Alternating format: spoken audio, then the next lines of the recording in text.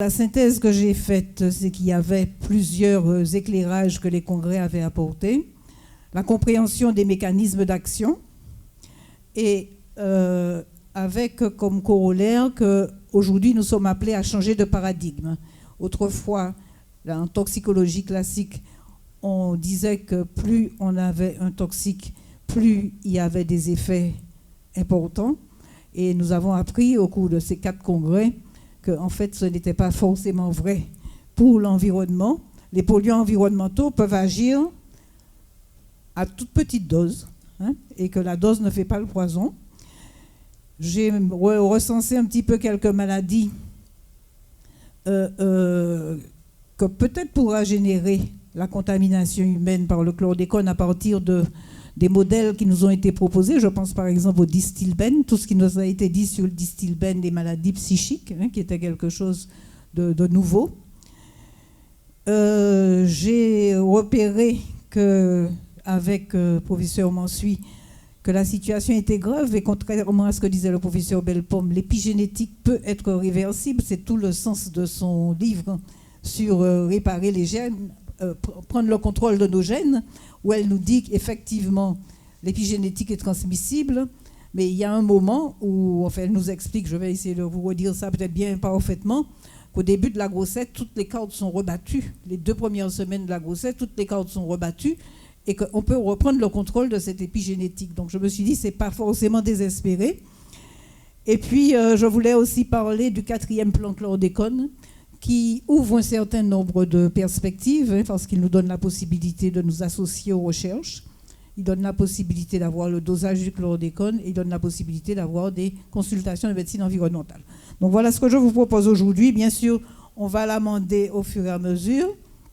Donc les nouveaux paradigmes perturbateurs endocriniens, caractère épigénétique, qu'est-ce que c'est qu'un polluant organique persistant, programmation fétale des maladies d'adultes, atteinte transgénérationnelle, je ne vais pas m'étendre parce qu'on en a reparlé, mais ce sont des concepts qu'on a appris à découvrir au cours de ces 4 congrès. On a appris à découvrir donc qu'il fallait parler différemment maintenant. Alors les perturbateurs endocriniens, donc je vous ai mis des choses qui nous ont été données, je les ai reprises telles quelles, de nouveaux mécanismes de toxicité, avec à côté cette courbe qui revient souvent, entre la dose qui est en abscisse et l'effet en ordonnée, on se rend compte que de très très très petites doses proches de 0 donnent des effets aussi graves que les très fortes doses. Et c'est ça la forme en U de la relation dose-effet par rapport à la toxicologie classique qui n'avait que ce versant, c'est-à-dire qu'il y avait un niveau minimum au-deçà duquel on disait qu'il n'y avait pas d'effet, c'était le NaOL, c'est-à-dire le niveau en dessous duquel aucun effet n'était observé, et à partir de ce niveau, plus on augmentait la dose, plus les effets étaient importants. Et toute la médecine environnementale a travaillé justement pour montrer que toute cette partie qui était en amont de cette petite dose minimale pouvait donner des effets extrêmement importants également. C'est-à-dire qu'au lieu d'avoir une courbe monotone, comme on dit linéaire, on a une courbe en U, avec des petites doses aussi toxiques que les fortes doses.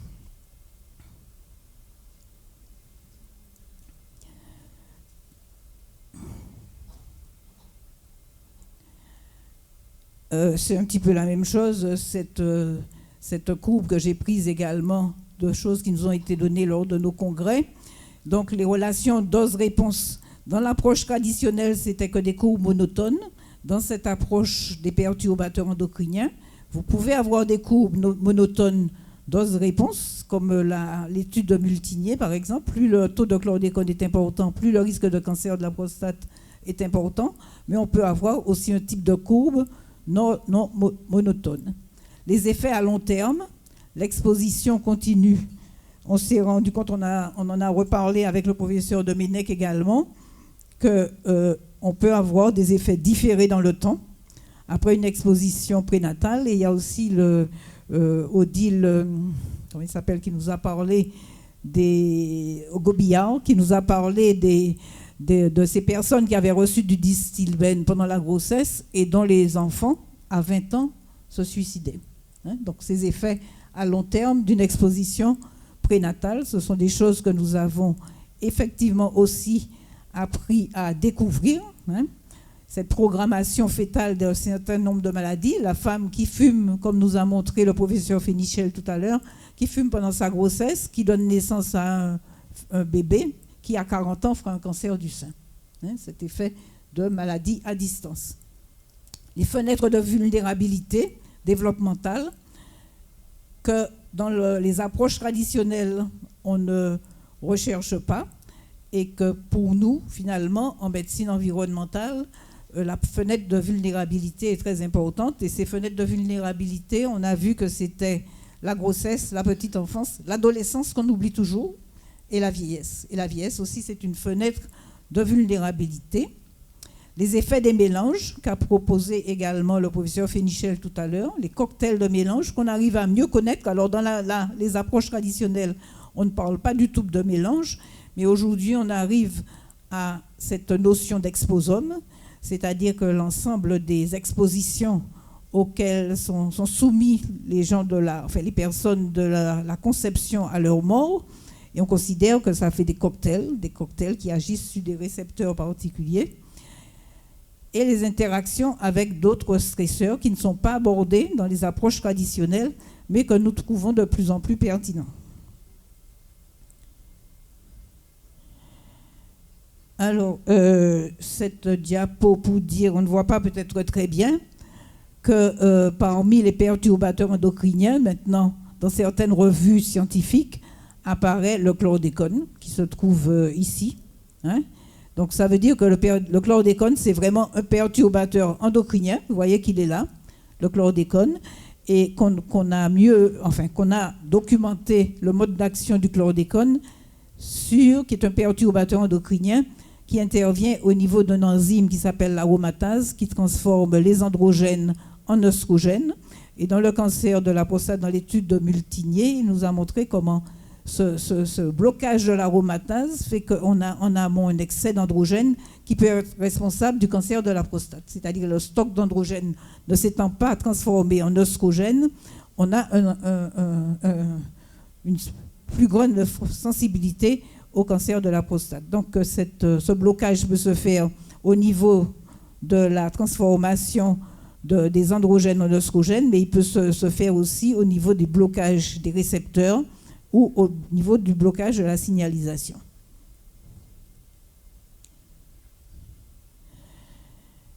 Alors ça c'est l'atteinte du cerveau. Quand on parle de perturbateurs endocriniens, on pense au système endocrine, mais nous avons également pris conscience que le système nerveux aussi peut être perturbé par les perturbateurs endocriniens.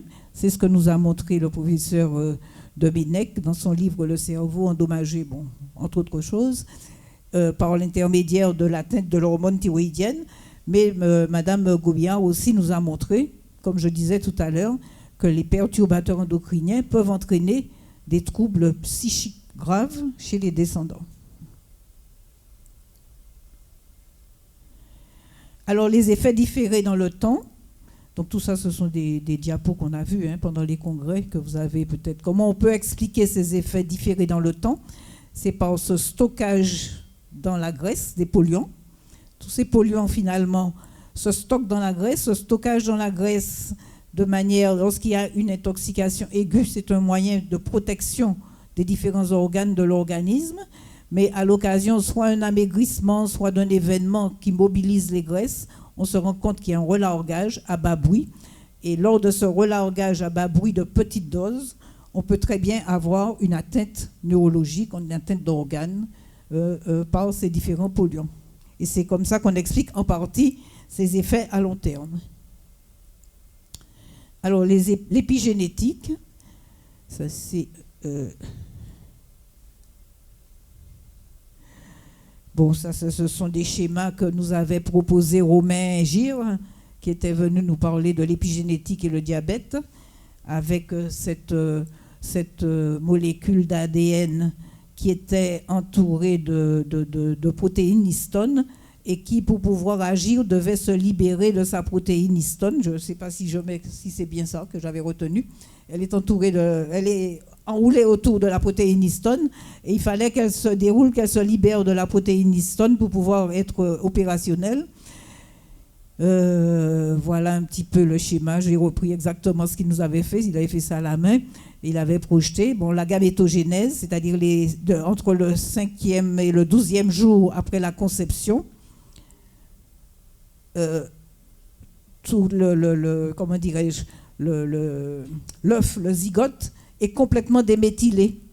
Complètement, il est déméthylé. Donc, tous ces processus d'épigénétique qui peuvent dont il a hérité de son père et de sa mère, sont mis à plat. C'est-à-dire que à ce moment-là, c'est un zygote tout à fait neuf, qui n'a plus de méthylation, ni d'hyperméthylation, ni d'hypométhylation, et qui peut très bien, même s'il a une hérédité épigénétique, donner naissance à un zygote sans problème épigénétique, à part une ou deux empreintes qui sont obligatoires.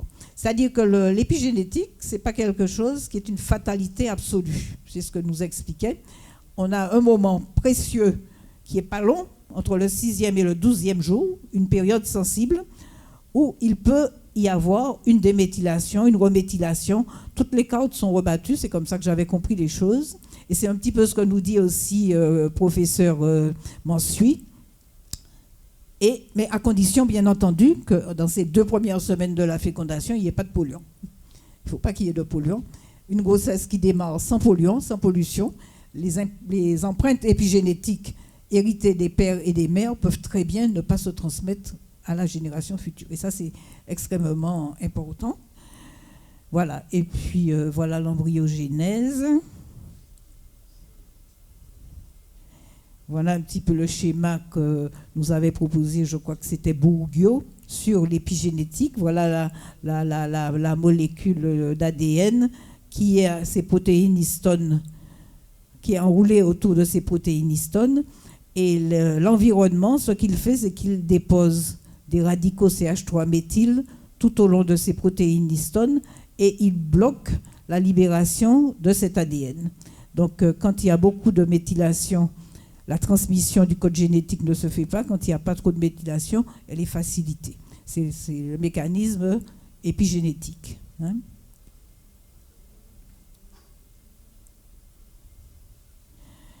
L'épigénétique en neurologie, ça c'était aussi des données que nous avait proposé le professeur Mansuy, comment finalement cette épigénétique conduit à une atteinte des cellules nerveuses, des dendrites, etc. Et avec un schéma conceptuel sur le déroulement de l'ADN avant un apprentissage et après un apprentissage, où on voit qu'on a libéré cet ADN qui permet un apprentissage de la souris. Donc la plasticité également de cette épigénétique au niveau neurologique. Bon, là, ça c'est la même chose, c'est le rôle normalement, la transmission se fait du code génétique normalement de la cellule directement et en présence de perturbateurs endocriniens, cette transmission, elle est bloquée et elle est à l'origine d'un certain nombre de dysfonctionnements et de maladies. Donc ça c'était ce que nous avions tout retenu quand nous avait parlé le professeur Mansuy de ces petites rates, de ces petites souris. Les petites souris, si elles n'ont pas été léchées exactement à un moment bien précis après la naissance, elles présentent des troubles psychiques pour la vie entière. Il faut absolument que la rate lèche le dos du raton à une heure bien précise après la naissance pour que le raton puisse avoir un développement psychique normal. Si elle avait raté le coup à 1 minute près, eh bien, ces rates étaient stressées pour la vie adulte entière. Bon, c'est intéressant parce que finalement, elle fait de la recherche en neuroépigénétique, le professeur Mansuy, et ça veut dire pour nous que le stress aussi qui crée des modifications épigénétiques peut être que psychologique. Ça peut être un stress psychologique. Là, je ne me souviens plus beaucoup, mais enfin, c'est montré comment ou bien on a une déméthylation et puis on libère les histones, et finalement, ça se traduit au niveau des dendrites et des neurones, ou bien il y a une hyperméthylation et les histones sont serrés, et finalement, on a des répercussions également en neurologie. La programmation fœtale des maladies, on en a parlé tout à l'heure avec le professeur Fénichel. Et donc, dans l'action de ces perturbateurs endocriniens, on parle de plus en plus également, non seulement d'une atteinte du système endocrinien, mais d'un syndrome métabolique qui peut se manifester chez l'adulte alors qu'il aura pris naissance à la période fœtale. C'est-à-dire qu'une mère qui donne naissance à un enfant de petit poids, comme nous avait dit le professeur Fénichel tout à l'heure, un enfant de petit poids, un hypotrophe, cet enfant devenu adulte peut très bien faire un syndrome métabolique avec obésité, diabète et hypertension artérielle. C'est la programmation fœtale des maladies d'adultes. Hein. Ça prend naissance pendant la période fœtale et postnatale.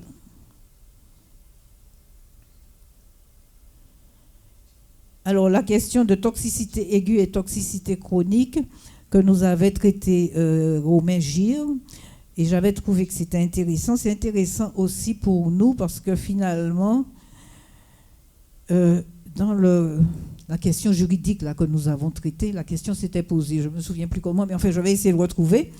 Et il nous disait que finalement, il ne faut pas opposer systématiquement toxicité aiguë et toxicité chronique et penser que la toxicité aiguë est plus importante que la toxicité chronique. Au contraire, un produit qu'on va administrer de façon aiguë à forte dose peut donner peu de signes parce que justement ce polluant aura été stocké rapidement dans la graisse, alors que s'il est donné à toute petite dose dans le temps de façon répétitive et prolongée, il peut se diffuser dans différents organes, dont le cerveau. Donc la toxicité aiguë massive qui nous paraît peut-être plus grave, plus délétère, plus létale, n'est pas forcément plus délétère. De fait, cette toxicité chronique peut endommager beaucoup plus d'organes qu'une toxicité massive aiguë qui aura, l'organisme se sera protégé en mettant tous ces toxiques dans les cellules graisseuses, en les stockant comme dans un grenier pour essayer de se protéger. Enfin, j'avais trouvé que c'était assez intéressant. Et quand j'ai lu les expertises là, vous savez qu'on a eu la commission avec les juges d'instruction, et ils ont aussi essayé de comprendre si la toxicité chronique du chlordécone pouvait être dangereuse par rapport aux référents qu'ils ont, qui était la toxicité aiguë de Virginie. Et il me semble qu'un des experts a dit qu'en fin de compte, la toxicité chronique, pour lui, est aussi importante que la toxicité aiguë. C'est-à-dire qu'il ne fait pas de différence entre les signes qu'on a décrits en Virginie de toxicité aiguë sur le cerveau et les signes que nous avons ici. Pour lui, il s'agit de la même toxicité. Disons que les analyses se rejoignent tout à fait. C'est-à-dire qu'on ne fait plus la distinction entre toxicité aiguë et toxicité chronique. Alors, les maladies qu'on a appris à reconnaître qui peuvent être liées au chlordécone, et je dis qui peuvent être liées au chlordécone, c'est-à-dire que du fait que le chlordécone n'est plus sur le marché, on ne peut pas faire d'expérimentation animale. Donc, on ne peut essayer de comprendre que par rapport à ce qu'on a vu, on a eu comme document en Virginie, et puis par rapport aux autres organochlorés dont on nous a déjà parlé, qui ont donné lieu à des études comme le DDT ou le Lindane, ou par rapport aux autres perturbateurs endocriniens. Donc, on nous a beaucoup parlé du distilbène, de l'action du distilbène, on nous a parlé des choses qui ont été faites sur le DDT, et je pense qu'il va falloir qu'on commence à regarder les aspects neurologiques du chlordécone, savoir les tremblements, les Parkinson, mais aussi les maladies psychiatriques. Est-ce que justement l'exposition des femmes enceintes au chlordécone ne peut pas être responsable d'un certain nombre de troubles psychiques graves comme les schizophrénies, exactement comme ce qu'on a vu avec le distilbène à la 2e, 3e génération, on a vu des suicides, des schizophrénies. Bon, les maladies endocriniennes et métaboliques, on les connaît. Les maladies cancéreuses, il y a le myélome, le myélome qui augmente, ça c'est l'AMREC, qui nous donne l'incidence du myélome, et le myélome augmente. Le myélome est reconnu maladie professionnelle pour les organochlorés, parmi tous les autres organochlorés, donc il faudra qu'on commence aussi à s'intéresser aux liens chlordécone et myélome. Et puis toutes ces choses qui ne sont pas explorées, il y a des travaux sur l'atteinte des mitochondries avec le lindane et le chlordécone, les maladies immunologiques qui sont aussi possibles parce que le chlordécone, quand on l'administre à des rats, le premier organe qui est touché, c'est les surrénales. Le premier organe, quand on injecte dans le sang le chlordécone, le premier organe qu'on trouve, c'est les surrénales, donc il y a peut-être une action immunologique. Chez le rat, le chlordécone est néphrotoxique, donc il faut aussi qu'on regarde chez nos insuffisants rénaux s'il n'y a pas une incidence du chlordécone. Et au niveau hépatique, André-Edouard nous avait fait quelque chose sur le foie, la stéatose hépatique. Donc ça aussi, on a quand même beaucoup d'éléments.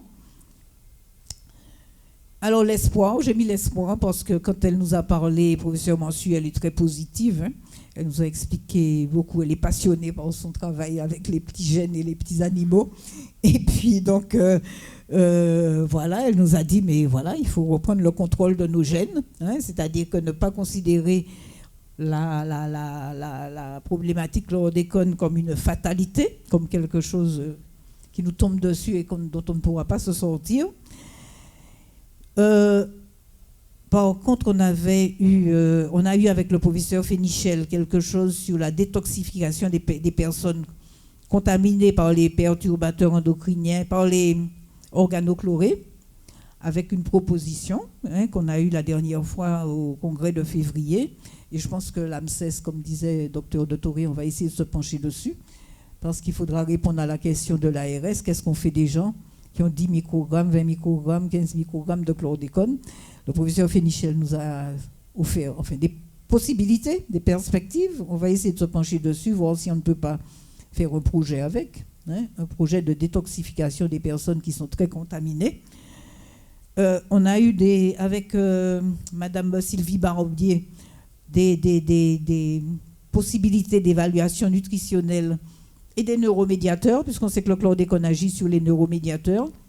Là aussi, il faudra voir si en travaillant avec le laboratoire Barombier, on ne peut pas essayer de comprendre un peu ce qui se passe au niveau neurologique chez les gens qui ont du chlordécone, en dosant la dopamine, en dosant la noradrénaline, l'adrénaline, on le ferait sur un certain nombre d'enfants, et puis on verrait si d'enfants ou d'adultes, si on trouve des anomalies, et comme souvent on compense par des protéines, par des compléments alimentaires. Voilà, il y a peut-être des choses qu'on peut envisager. Les médicaments, c'est surtout la cholestéramine, voir si on pourra faire une proposition de recherche sur la cholestéramine. Et puis dans son livre, là, reprenez le contrôle des gènes, que je vous recommande également parce que je l'ai lu. Et finalement, elle nous dit que la méthylation, c'est quoi les radicaux méthyl, c'est CH3, c'est des choses qu'on va trouver dans la nature. C'est des aliments, ce sont des précurseurs, Christiane connaît beaucoup de choses là sur la nutrition, ce sont des précurseurs, c'est les vitamines B9, c'est toutes les vitamines qui facilitent la synthèse des neuromédiateurs. Donc finalement, voilà, il faut peut-être qu'on se penche un petit peu sur tout ce qu'on a eu comme richesse, comme information, qu'on se penche dessus, qu'on le travaille et puis qu'on voit si on ne peut pas proposer quelque chose. Ça, c'est le professeur Fénichel qui nous a expliqué le circuit de détoxification au niveau du foie, avec toutes les étapes de détoxication. Et ces étapes, il y a la pyridoxine, il y a la vitamine B12, il y a le glutathion, il y a des phospholipides, voilà, donc on peut essayer de voir comment on franchit chacune des étapes avec les gens, surtout ceux qui sont très, très atteints et qui ont des troubles. Voilà, si on trouve des compléments alimentaires, si on trouve des aliments qui apportent de la glutamine, qui apportent de l'ornithine, qui apportent de l'arginine et qui vont faciliter la détoxication. Alors, voilà ce qu'il nous avait proposé. Peut-on accélérer la détoxication, les antioxydants, les détoxicants? Oui, ça c'était en Virginie. Ils étaient arrivés avec la cholestéramine à diminuer la demi-vie du chlordécone, à la faire passer de 165 à 80. Donc si on peut avoir une élimination en 1 an et demi au lieu de 3 ou 4 ans, c'est pas plus mal. Là, il nous a, le professeur Fénichel, montré que certains végétaux, certains peuvent accélérer l'excrétion fécale d'un certain nombre de polluants. Donc peut-être aussi que nous avons des choses comme, je ne sais pas moi, les gombos, les christophines. Il faudrait voir ça avec l'INRA, avec les centres de recherche agrologique, si on n'a pas des légumes verts qui pourraient accélérer l'élimination fécale, parce que finalement, c'est que digestif en fait. Hein. C'est la bile et puis le tube digestif. Peut-être qu'on a besoin de... Il faut qu'il soit non contaminé, mais ça, c'est encore un autre combat. Non, mais je veux dire qu'on n'est pas totalement dépourvu, on n'est pas complètement démuni. Il y a quand même un certain nombre d'éléments que nous avons qui peuvent nous permettre de faire des projections. Et là aussi, nous avait montré que finalement, le mode de cuisson peut favoriser l'élimination, c'est-à-dire que l'ébullition, le fait de bouillir va plus facilement permettre l'élimination des polluants organiques persistants que le fait de les griller, hein? Donc de les rôtir, pardon, ou de les griller. Donc c'est aussi des habitudes culinaires qu'il faudra qu'on prenne, hein, de plutôt manger des choses, des légumes verts, les produits contaminés, de les prendre plutôt bouillis que rôtis ou grillés. Et puis je voulais vous dire, en terminant le plan chlordécone 4, puisque nous y sommes là en ce moment, j'ai relevé dans ce plan que je trouvais intéressant au niveau santé. Il y a donc, pour la recherche, sur 92 millions d'euros, il y a 28% du budget, ça fait à peu près 20 millions, 92 millions, ça fait à peu près 20 millions, un cinquième, qui est affecté à la recherche. Et là, je pense que, comme disait le professeur Bellepomme, il faut que la Martinique s'inscrive dans cette recherche, hein, parce que finalement, il y a d'autres personnes qui vont s'inscrire, mais que voilà, si nous avons des choses à dire et des choses à rechercher, il faudra qu'on s'inscrive dedans. Voilà, dans ce plan chlordécone, il y a protéger la santé des populations. Là aussi, l'AMSES s'est investi un petit peu avec l'ARS pour essayer de voir. C'est long, c'est difficile, c'est vrai que ça... Voilà, il faut arriver à innover, puisqu'on n'a pas forcément cette habitude. Il faut arriver à innover, arriver à faire des propositions. Mais on a quand même 19% du budget, protéger la santé des populations, 3% du budget stratégie, santé et travail. Là déjà est possible depuis le 1er janvier connaître son statut chlordécone, c'est-à-dire faire un dosage de chlordéconémie gratuitement, enfin remboursé par la sécurité sociale. Donc ça, c'est une grande avancée chez nous. On a la possibilité d'aller dans n'importe... Comment ? Tout le monde, c'est voilà. On avait donné la priorité aux ouvriers au départ parce qu'il y a une population importante, mais en fait, tout le monde peut le faire et sans payer. Donc, c'est important pour chacun de connaître son statut par rapport au chlordécone. Comment ? Toute personne. Mais toute personne non agricole aussi peut aller se faire des... Il n'y a pas d'affluence. Donc, on accepte tout le monde. On ne paie plus pour faire le dosage de chlordécone. On ne paie pas 75 € encore. Donc, chacun peut connaître son statut. Et justement, en connaissant ce statut, les gens demandent quoi faire. Et c'est pour ça qu'il faut absolument qu'on puisse trouver une réponse à apporter.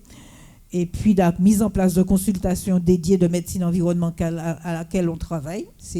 Là aussi, c'est très long parce que non seulement il y a le contenu de cette consultation, mais il y a toute l'organisation structurelle qui n'est pas évidente parce que c'est en milieu hospitalier. Il faut que les hôpitaux communiquent entre eux. C'est Trinité. Alors, on a déjà quand même 3 pôles. Il y aura à Trinité, une consultation à Trinité, une au CHU et une à Saint-Esprit pour les adultes et pour les enfants. Donc, c'est déjà pas mal. Les hôpitaux sont déjà d'accord. Le contenu, on est à peu près d'accord. C'est simplement toute l'organisation, communiquer, Internet, le logiciel. C'est un petit peu tout ça, oui. Ah non, mais ça... Non, mais c'est sûr.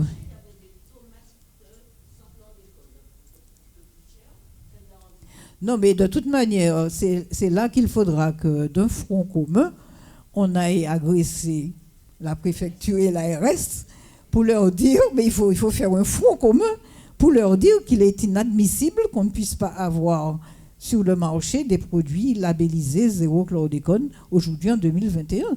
Et ça, il faut vraiment mettre la pression.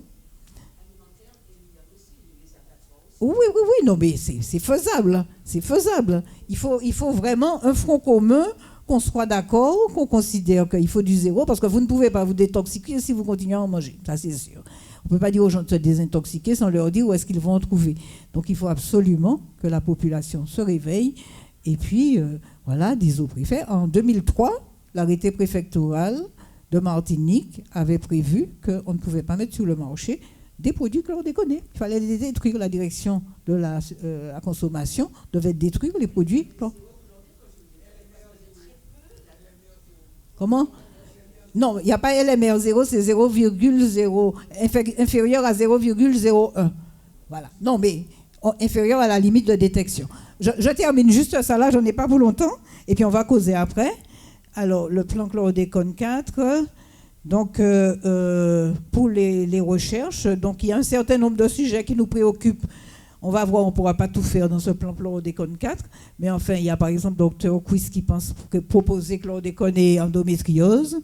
Il y a Félicien Mbou qui pense proposer chlordécone et hypothyroïdie.